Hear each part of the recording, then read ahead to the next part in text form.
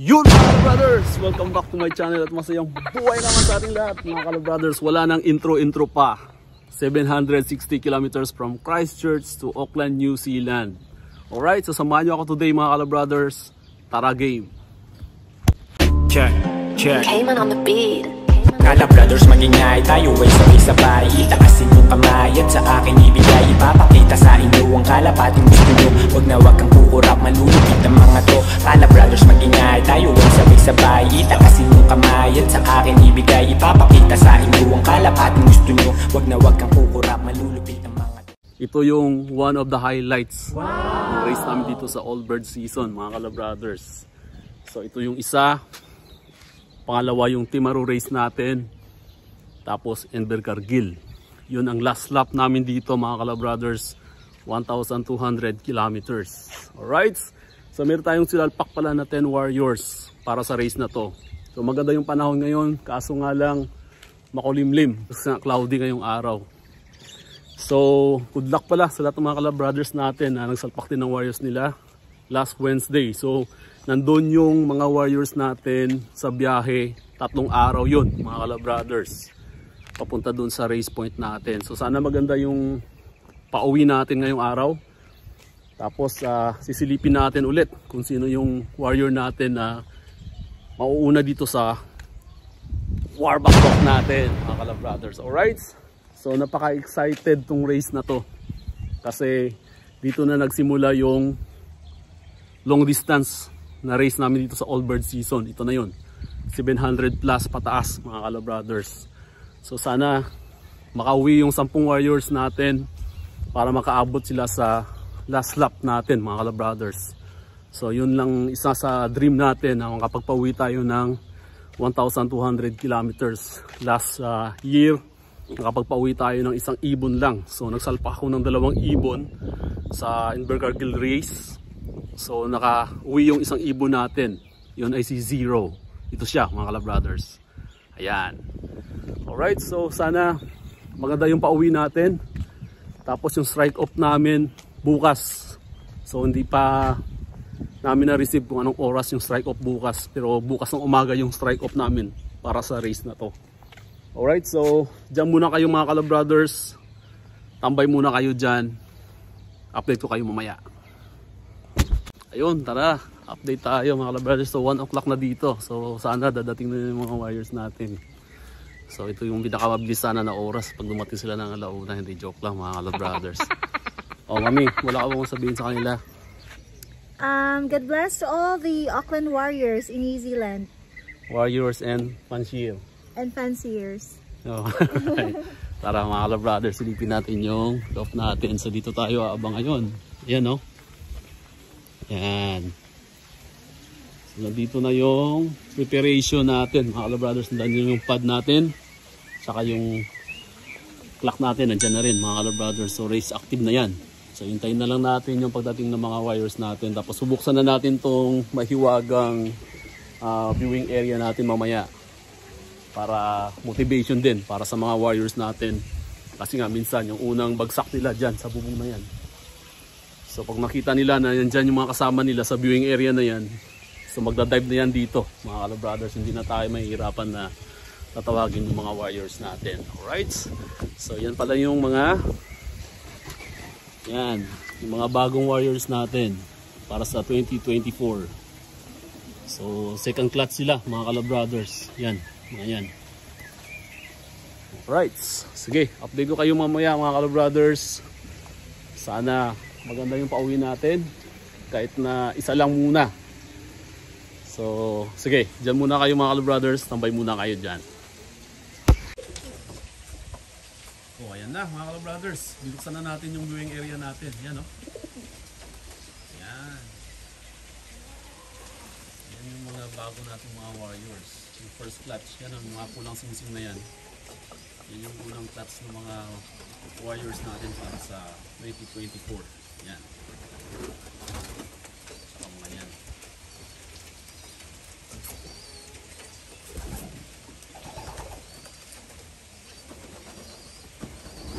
Ito naman si Cleopatra, mga brothers.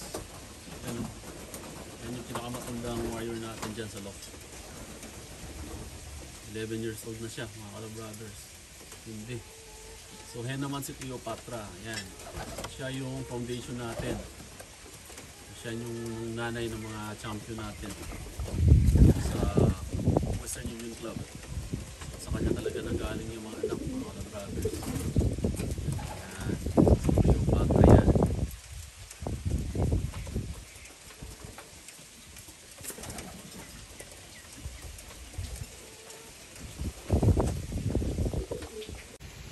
Update tayo mga kalabrothers. So alas 2 na ng hapon dito, wala pa rin tayong ibon.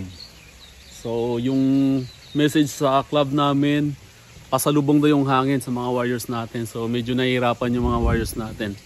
So sana makayanan nila na makabalik ng medyo mabilis dito sa Auckland, New Zealand. Grabe, napakatindi yung race na yon mga kalabrothers. Malayo-layo na rin yon. 760 kilometers from Christchurch to Auckland. So medyo hindi maganda yung panahon ngayon. Makulimlim na siya mga kalabrothers. Yan, no? Parang paulan na dito sa Auckland. Sana hindi maabutan ng ulan yung mga warriors natin. So titingnan natin mga kalabrothers kung ano yung magiging resulta ng lipad ng mga warriors natin. Alright, mag-shoutout muna pala tayo mga kalabrothers. So shoutout pala sa'yo, Boss Jacob, tsaka kay Boss Jam. Shoutout sa inyo. Kay Jed Love, by Boss JC Abilino. Shoutout sa iyo bro. Kay Christian Gonzaga Apostol, Black 20 Love from Alabang. Shoutout sa iyo brother. Kay Bro Jet Apigo. Kay Brother Aris Dato. Shoutout sa inyo. Kay Paring Ken. Kay Paring Ryan. At saka kay Bro Marvin Villarama ng Kuwait. So shoutout sa inyo mga kalabrothers. At sa lahat ng mga kalabrothers natin na sumusubaybay dyan sa Pilipinas. Shoutout sa inyo lahat. Update ko kayo mamaya mga kalabrothers pag meron na tayong ibon na dumating. So ito na siguro yung oras para mag-abang. Kasi kanina mas maaga pa kanina. Pero ito ngayon parang ito na yung tamang oras. So mag 2:30 na dito. So baka mga alas 3 or 3 to 4 o'clock meron na tayong ibon hopefully. Alright, so dyan muna kayo, tambay muna kayo dyan mga kalabrothers. Update ko kayo mamaya. Alright, update ulit tayo mga kalabrothers. Grabe, 11 hours na, wala pa rin tayong warriors. At sa lahat ng mga kalabrothers nating mga Pinoy dito sa Auckland, New Zealand, wala pa rin silang warriors hanggang ngayon. Grabe, napakatindi yung race ngayon mga kalabrothers. Kasi nga, pasalubong na daw yung hangin. So, merong part doon na umuulan na. Kaya nahihirapan yung mga warriors na uuwi dito sa Auckland, New Zealand. Pero di bale, maghihintay pa rin tayo mga kalabrothers. So mag-alas 6 na ng gabi dito sa amin pero maaraw pa rin yan, no?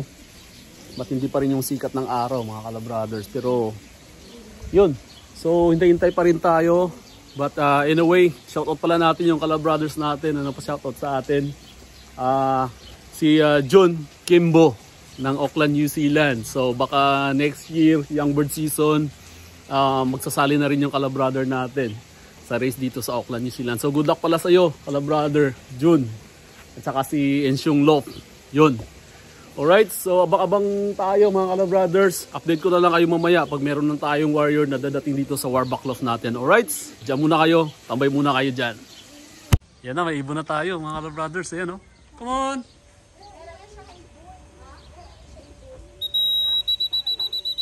Sok, sok, sok, sok!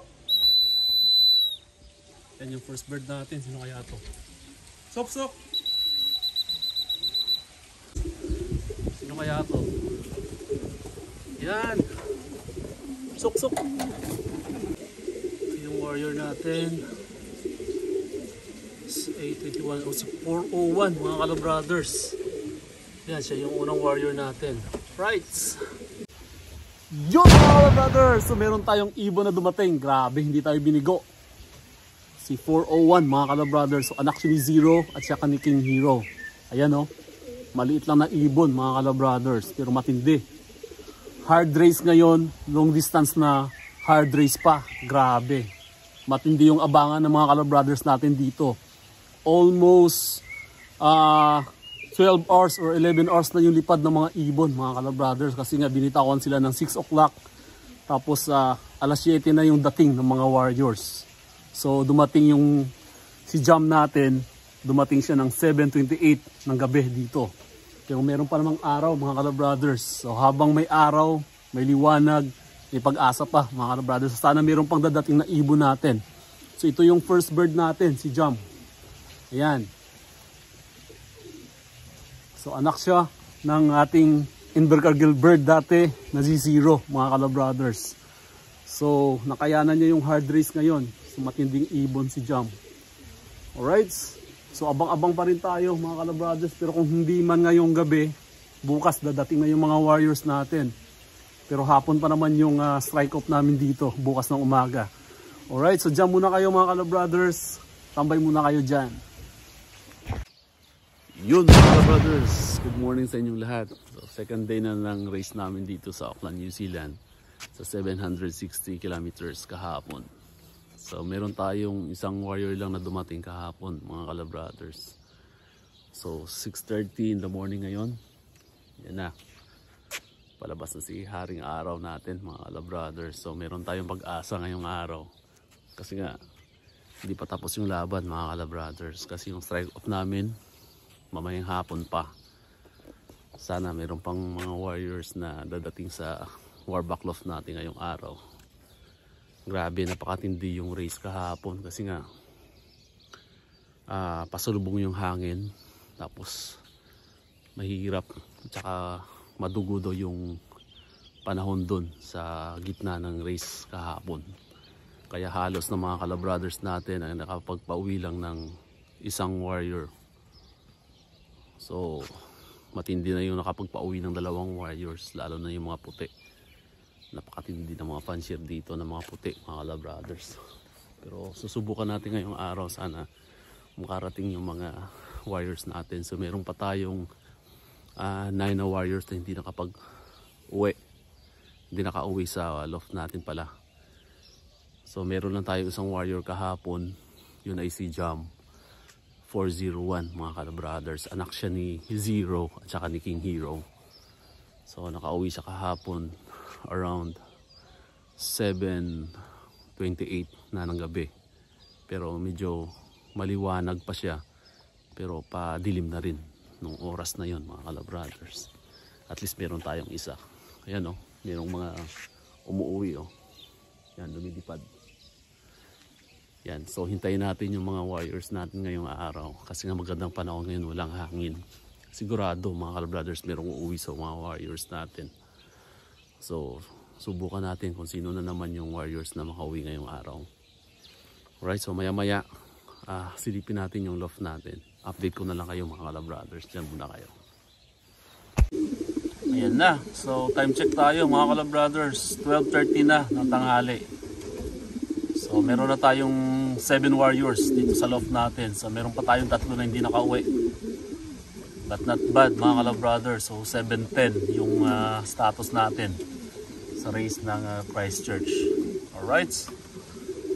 Yun, dito na natin yariin yung vlog natin mga ka-brothers. So salamat sa inyong lahat sa pagsubaybay sa race namin dito sa Auckland, New Zealand.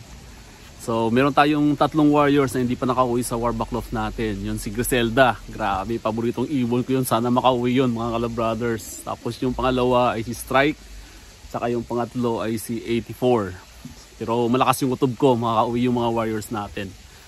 Alright, so sana hindi na mangyari yung nangyari kahapon sa race natin sa susunod. Timarau race ata kung di ako nagkakamali mga ka-brothers. After that mag-Invercargill na tayo. So sana makumpleto natin yung 10 warriors natin para abot tayo sa dulo. Pakarga natin sila hanggang matapos nila tong season na to. Alright, so till next race mga ka-brothers. God bless and happy flying everyone.